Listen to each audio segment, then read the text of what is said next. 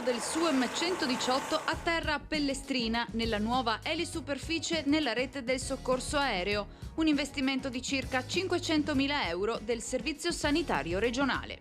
Sappiamo quanto sia importante i servizi di emergenza e urgenza, soprattutto per località come queste, che poi sono località turistiche, località che hanno bisogno di avere dei presidi che diano questa garanzia di sicurezza, sia per chi ci abita ma anche e soprattutto per i turisti, insomma per quando abbiamo i mesi di forte affluenza. Con questa elipiazzola concludiamo quella che è appunto un po' la rete dell'emergenza urgenza. La nuova elisuperficie di Pellestrina, omologata per l'atterraggio sia diurno che notturno su un'area concessa in utilizzo per 30 anni dal Comune di Venezia.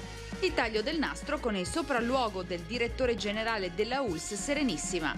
Quindi la continuità nel servizio è garantita, è da pochi giorni, si può dire, a disposizione nostra, perché il responsabile è il responsabile del SUEM di Venezia, il dottor Paternoster, il quale ha in consegna questo luogo che si inserisce nella rete delle elisuperfici dell'azienda.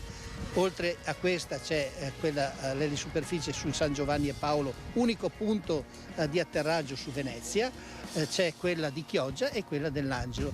Nel corso di questo 2023 le missioni dell'elisoccorso in provincia di Venezia sono state 64, 26 delle quali in urgenza. Ad oggi un solo intervento a Pellestrina. Il 2022 registra invece un bilancio complessivo di circa 260 missioni degli elicotteri del Suem 118 nel veneziano, di cui più di 150 per soccorso d'urgenza.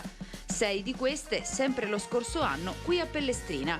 Nella spiegazione del dottor Paternoster, ecco come avviene il soccorso dei sanitari del Suem in elicottero. Il soccorso è prestato dal 118 di Pellestrina, quindi di Venezia, che per primi arrivano sul paziente, prestano i primi soccorsi, per poi, se un paziente è grave, si mettono in contatto con la centrale e decidono dove portarlo, fanno un rendezvous qua con l'elisoccorso e poi l'elicottero lo porterà all'ospedale hub più pertinente.